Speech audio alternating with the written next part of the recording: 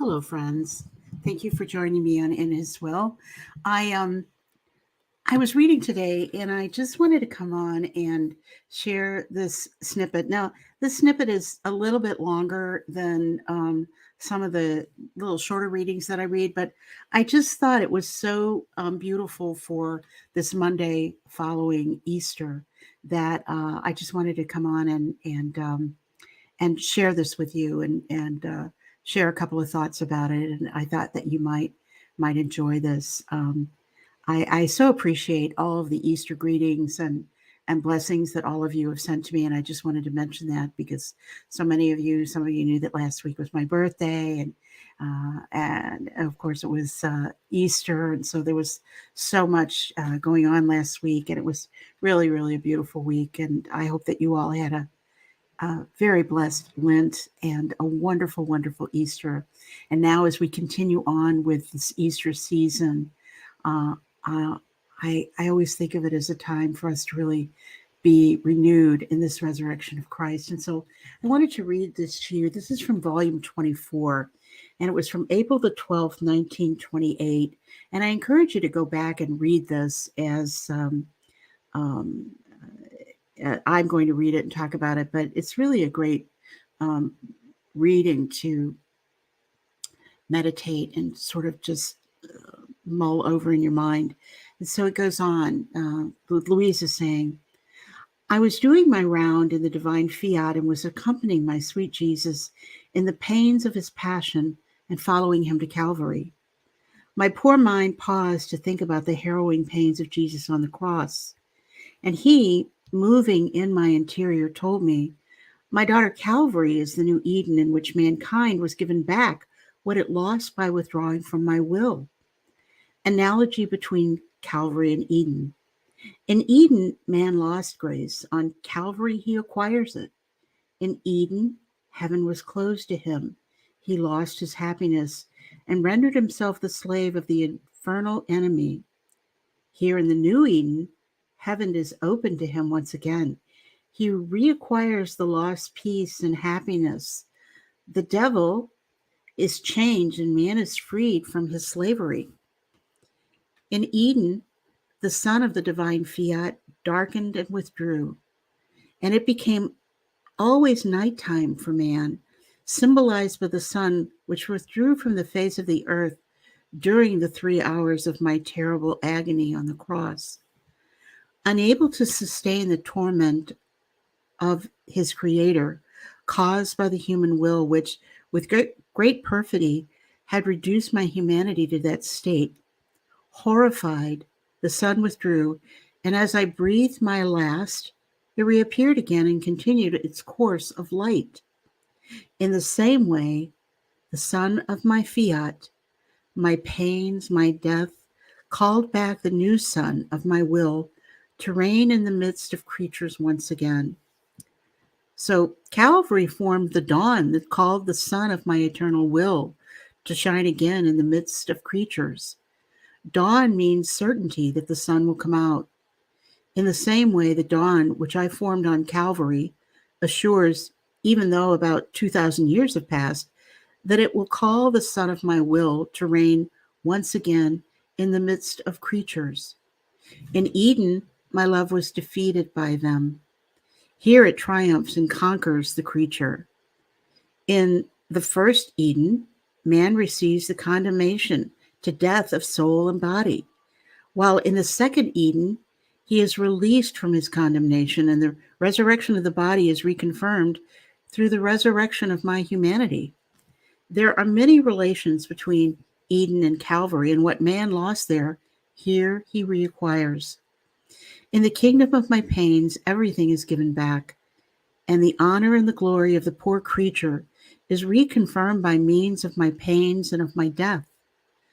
By withdrawing from my will, man formed the kingdom of his evils, of his weaknesses, passions, and miseries. And I wanted to come upon the earth. I wanted to suffer greatly. I permitted that my humanity be lacerated, its flesh torn to pieces, all full of wounds.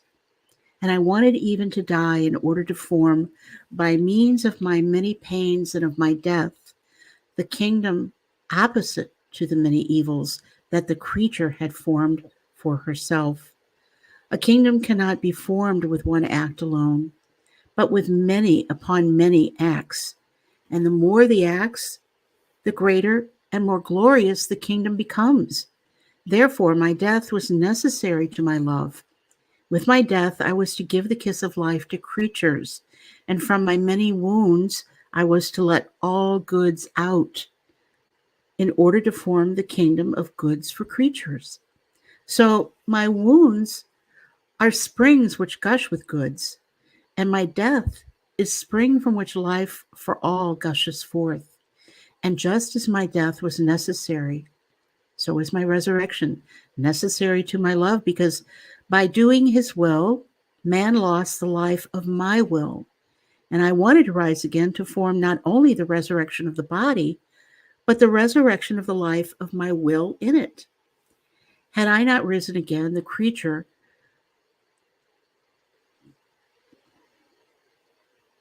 could not have risen once again in my fiat. She would have lacked the virtue, the bond of her resurrection in mine, and therefore my love would have felt incomplete. It would have felt it could do more, but was not doing it, and so I would have remained with the hard martyrdom of a love that is not complete. If then ungrateful man does not make use of all I have done, the evil is all his own, but my love possesses and enjoys its full triumph. I think you'll agree that this is a wonderful reading, a wonderful message from our Lord to Luisa about how he's undoing the acts of Eden. He's giving us this great love, this ability to live the kingdom on earth that Adam and Eve threw aside. And so this juxtaposition of Eden and Calvary is so important for us to understand and appreciate, that this sacrifice that Jesus made for us on Calvary was to restore us, was to give us this opportunity to once again live in his will that was so carelessly tossed aside. And that he can, let all the goods out. He says he's going to let all the goods out. He's going to give us the goodies. He's going to give us the graces. He's going to show us things that he wasn't able to show us before because of our great lack of our inability really to live in his will. We've given that up.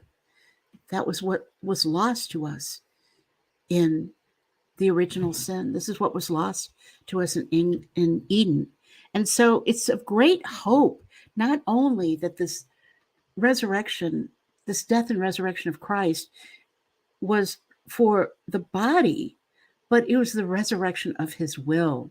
This was the resurrection of the opportunity to live once again heaven on earth in the divine will of God. So let us not squander this great gift, and certainly really contemplate this gift that we've been given, in this juxtaposition that we've been offered of not only